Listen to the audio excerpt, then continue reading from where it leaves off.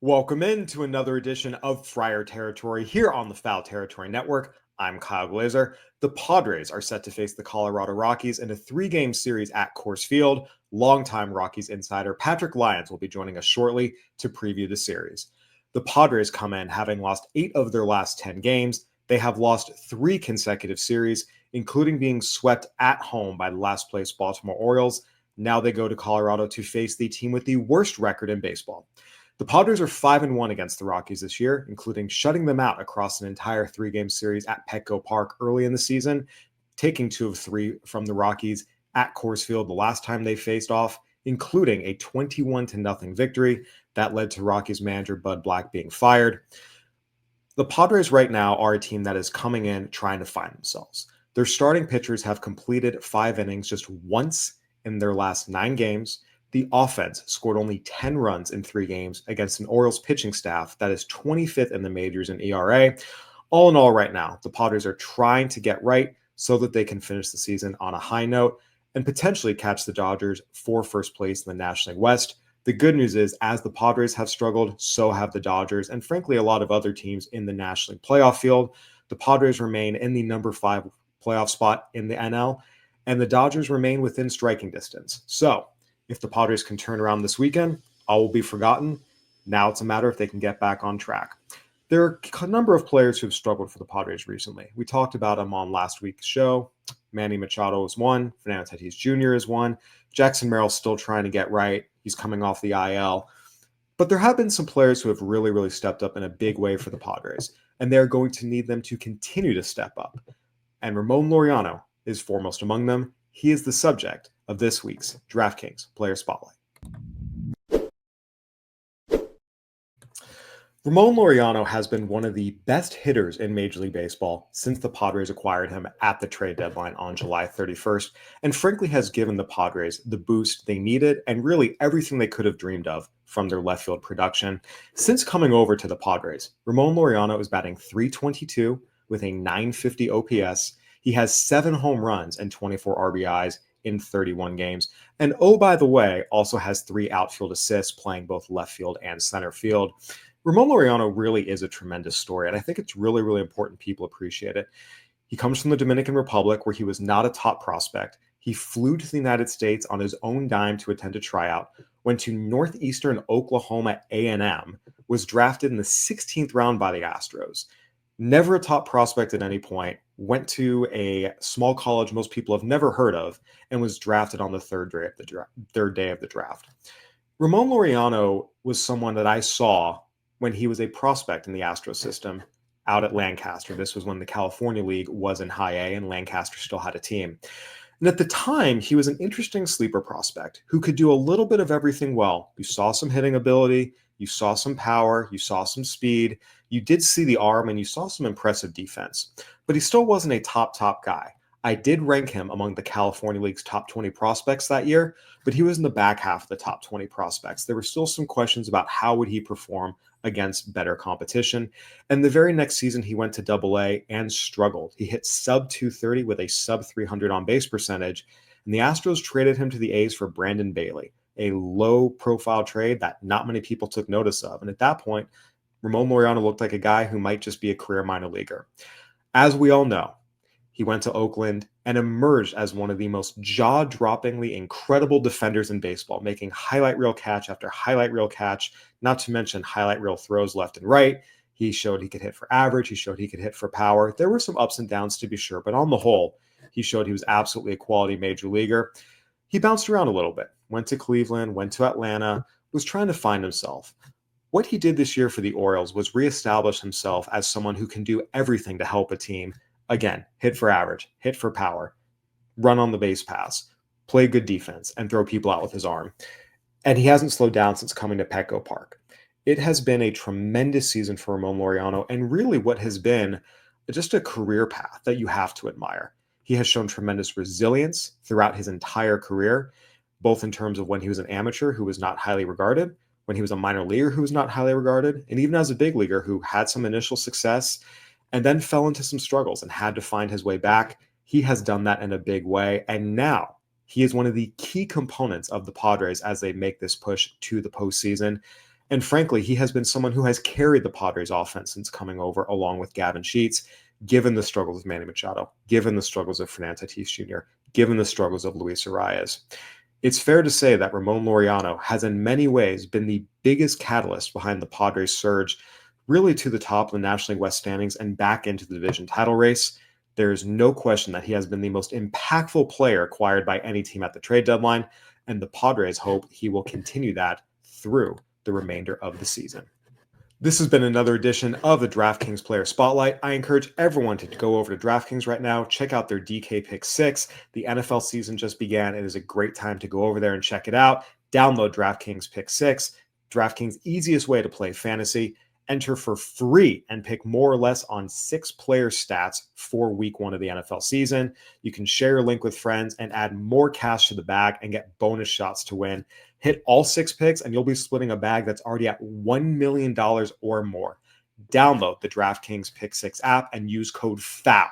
Opt in for free and start stacking entries for NFL Week 1. Zero cost, huge upside in partnership with DraftKings Pick 6. The crown is yours. Gambling problem? Call 1-800-GAMBLER. Help is available for problem gambling. Call 888-789-7777 or visit ccpg.org in Connecticut. Must be 18 and over. Age and eligibility restrictions vary by jurisdiction. Pick 6 not available everywhere, including New York and Ontario. Void where prohibited. 1 per new customer. Bonus awarded as non-withdrawable Pick 6 bonus picks that expire in 14 days. 8/24/25 at 11:59 p.m. Eastern Time. Terms at pick6.draftkings.com/promos. We are pleased to be joined now by longtime Rockies insider Patrick Lyons. Patrick does great work. You can read his work over at Just Baseball. You can also tune into his Rockies Insider podcast. Patrick, thank you so much for joining me today. The Padres are coming in having lost 8 of 10, and they're facing a Rockies team that has been the worst team in baseball for most of the season. That said, they have been showing a little more fight recently, playing a little better recently. What should the Padres expect from the Rockies? How have the Rockies been playing recently? Well, they're a team that plays all 9 innings. Now, the first 4, 5, or 6 might not be very pretty, but they're going to battle late and definitely make you sweat it out. Might not be the same issue for the Padres' much vaunted bullpen in general. But this series coming up, as we'll talk about, the starting pitching probably not as strong as Colorado would like. So San Diego definitely catching them at a good time when they themselves have just coming off a sweep by the Giants. And those late inning comebacks just were not enough. Yeah, the Rockies have lost 11 of 13 coming in. And normally from the Padres' perspective, you would say, all right, they're facing a last place team and the worst team in baseball, and they should be okay. But the Padres were just swept at home by the last place Baltimore Orioles. And we know that playing in Coors Field, nothing is ever predictable. And that's been especially true for the Padres over their history.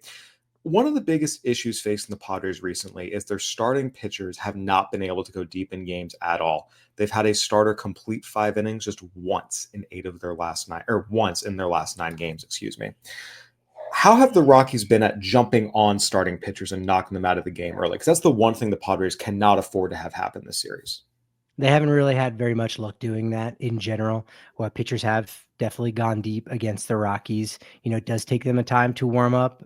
As a lot of listeners, I imagine, of Friar Territory know that when you go from elevation down to sea level, it's a completely different game. And, you know, you even look at that series earlier on this year in San Diego, where I don't believe the Rockies scored a single run in that entire series.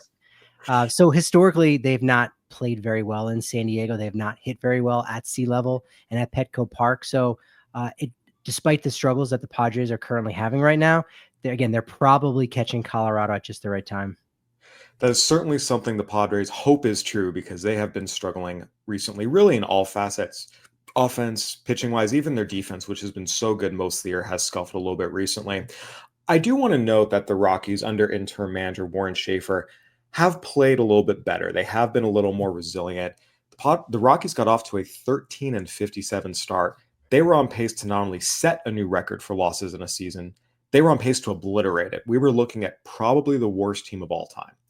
Since then, they've gone 26-44. So again, plenty bad, not good, but they've gone from being historically bad to just regular bad. So in some ways, they have been better.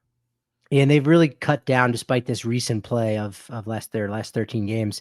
They had I think 3 or 4 8-game losing streaks, and they had 4 8-game losing streaks over the first 2-3 months of the season. They've only had one since the post All-Star break, so they have been playing better in that capacity, trying to shut down those losing streaks. But now they've got 3 coming into San Diego after the Giants sweep, so they are playing better and they're playing with a lot more fight.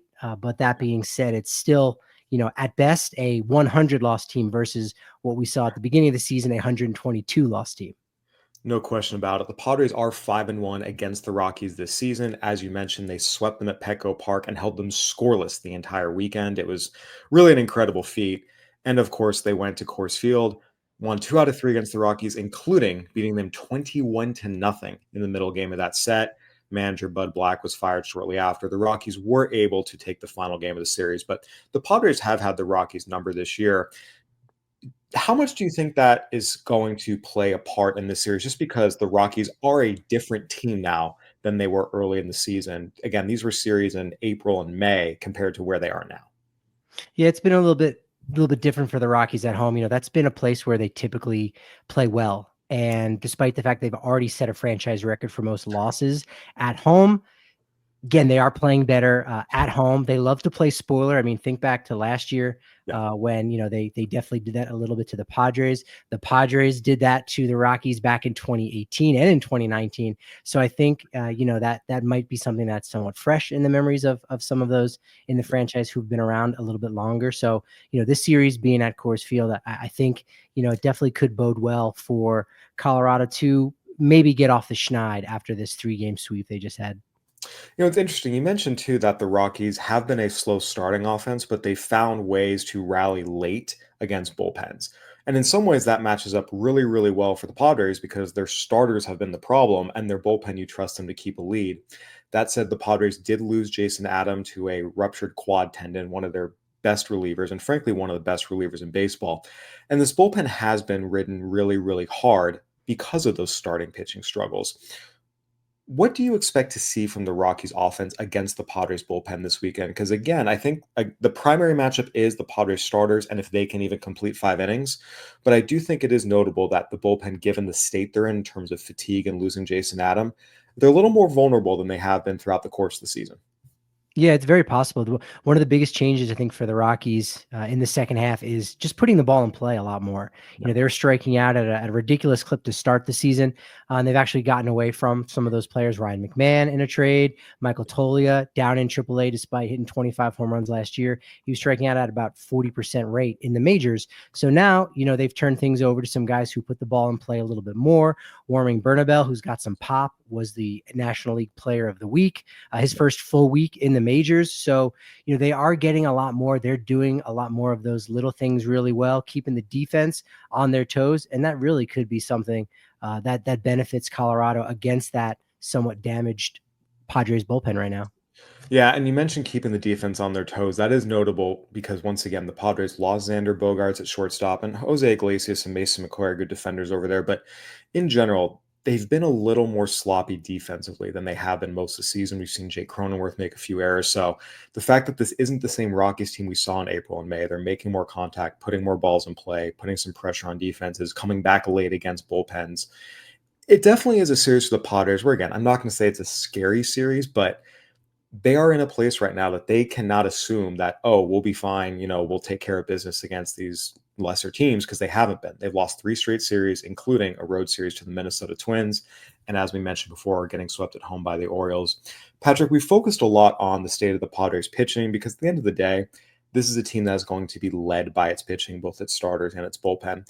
But the offense has been struggling too. They scored only 10 runs in 3 games against an Orioles team that had a ERA that was 25th in the majors.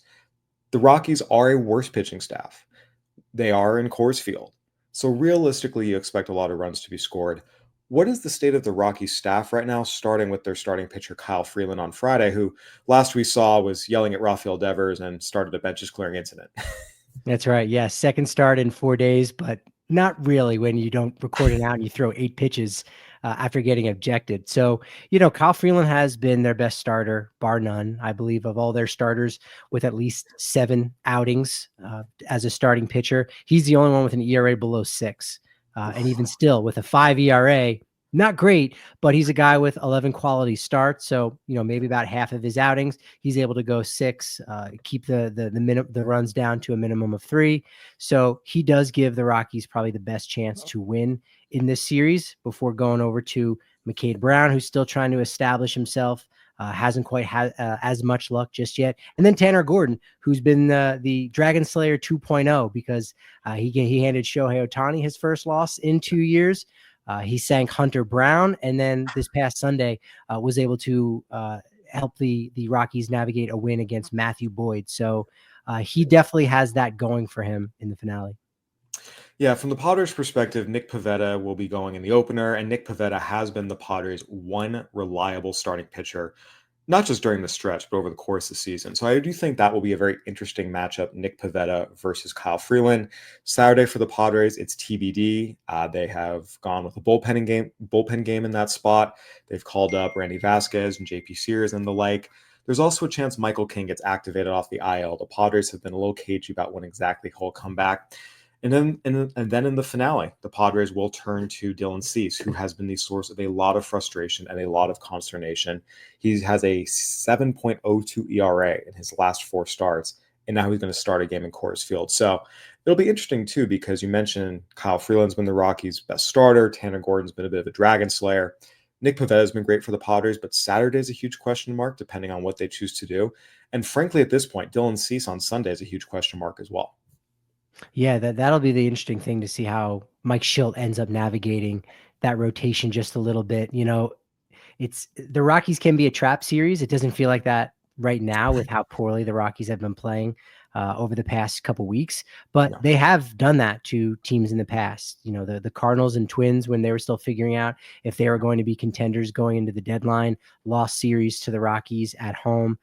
So they do have the ability to be sneaky good. And maybe if it's only one win, that's one win that if you're a Padres fan, you're going, we need all 3 of these right now to stay where we're at. Yeah, I go back to the middle of last month when they were able to split a series against the Dodgers. And during that stretch, they actually were 4-1 in a 5-game span. Things were really looking like they were maybe turning a corner. Again, since then, they've fallen back. Nonetheless, we are seeing it in spurts that it's in there. When the Rockies have been able to play spoiler and when they are beating the teams that you would think that would sweep the floor with them, what are they doing right? What is the Rockies' formula for success when that happens? Yeah, a lot of that is just really the late game management of the bullpen, which has been touch and go for interim manager Warren Schaefer. Victor Vodnik is closing games out now, but you lose Seth Halverson and Zach Agnos, who was serving as the closer for a while. That has hurt them just a little bit. Juan Mejia has stepped up in their place, but it's really about getting to the other team's bullpen that despite the fact that the opposing team might have scored 11 runs and they only have 6, the Rockies are going to fight. It's definitely an ethos that the early Blake Street Bombers had in the 90s, that it didn't really matter what happened in the early part of the game because they could come back and out homer their opponent and win late. Colorado's not hitting those home runs, but they are linking together base hits, again, putting that pressure on the defense, taking their walks where they need it. And that has allowed them to, really do well. And Hunter Goodman is the one guy that you don't want up late in the games because he's been very clutch.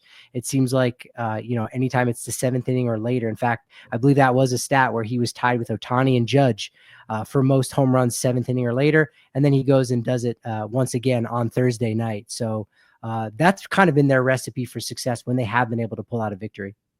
Yeah, as you mentioned, the Rockies pitching, they have a 6.01 ERA. That is last in baseball. But there are some dangerous hitters in here. You mentioned Hunter Goodman. He was the Rockies all-star rep this year. And again, this is a bona fide stud that doesn't need to be in Coors Field to hit the ball a long, long way. I do think it's interesting that Mickey Moniak, who of course is a native San Diegan, went to La Costa Canyon High School in Carlsbad, was the number 1 overall draft pick, bounced around from the Phillies to the Angels to the Rockies. He's actually having a solid year. He's hitting, 260. He's got 18 homers. He has an 800 OPS. What has been the reason behind Mickey Moniak's, I wouldn't call it breakout, but really his most successful season? Well, the last 2 years, I believe he hit 16 home runs in those last 2 campaigns. So he's kind of on that pace now, maybe just a little bit better. I don't want to say that it's necessarily a change of venue or a change of organizations, but even when he went to the Angels, he wasn't that number 1 overall pick, but he was a guy coming back to Southern California. They did fork over a decent amount to Philadelphia to acquire him, and while he was good, he wasn't maybe what a lot of people were expecting. And so, getting waived, days before opening day and not even showing up to spring training, he went directly to Tampa, where the Rockies had their opening day. And so he hasn't really had a chance to maybe think that much about who he is, who he should be. Not saying that was a factor in the past, but he's just fit in and been comfortable. They've utilized him a lot with some splits, though he does start against some lefties here and there. So he's really just been able to kind of develop unto himself. He's still only 27 years old, which, some guys, it does take them that long to develop in that way. So he's been somewhat of a leader in the clubhouse, especially when you look at, how poor a lot of other guys have been playing. By comparison, Mickey Moniak has been very steady for interim manager Warren Schaefer. Yeah, it's good to see him having success again. He had a lot of pressure on him in Philadelphia. We saw flashes with the Angels, but now in Colorado, things really seem to be blossoming. And again, he's a good kid. It's good to see him blossoming, although I can say the Padres certainly do not want to see him blossom this weekend. Patrick, thank you so much for joining us. Any final thoughts before we wrap up here? No, I'm just excited for this one, and then the quick turnaround for 3 games at Petco Park next weekend. That should be really fun. Yeah, the Padres will be seeing a lot of the Rockies, and it would be good for them to establish that they are in control against them once again. We'll see if they're able to do that this weekend. Patrick, we appreciate your expertise and insight. Thank you for joining us. Thank you, Kyle. FT fam, designer clothes can be expensive, but we want our clothes to look good. We want to feel good. We want them to be affordable. And Kratz, if you tell me that I can wear a t-shirt that looks like it's tailored, but it's not actually tailored, and it just comes that way, then sign me up for True Classic. Have to. You got to sign up for it because these shirts are soft, they're thin, they're durable, and they're very versatile. You can wear them to the gym. You can wear them out to a nice dinner. Let's get after it because these shirts are the real deal. They are. Check it out. I've got one of the performance ones. It's a nice blue, fits well. I can go to the gym. I can go out. I can do FT in a shirt like this. FT fam, there's a reason why True Classic has sold over 25 million shirts to more than 5 million customers, and they are racking up over 200,000 5-star reviews. See for yourself with our exclusive link at trueclassic.com/foul to save. That's trueclassic.com/FOUL. Once again, that was Patrick Lyons, longtime Rockies insider, currently writes for Just Baseball and hosts the Rockies Insider podcast. Make sure and check out all his work. Patrick does a great job covering the Rockies. I've known him for many, many years. We have spent many, many nights in press boxes together covering baseball. Really one of the better guys in the business. I encourage everyone to check out his work. This has been another edition of Friar Territory here on the Foul Territory Network. Go ahead and give us a review, Apple, YouTube, Spotify, whatever platform you're watching and listening on. We would love to hear from you. For Patrick Lyons, I'm Kyle Glaser. We will be back on Sunday with Mike Cameron to wrap up the Padres Rockies series. Take care, everybody.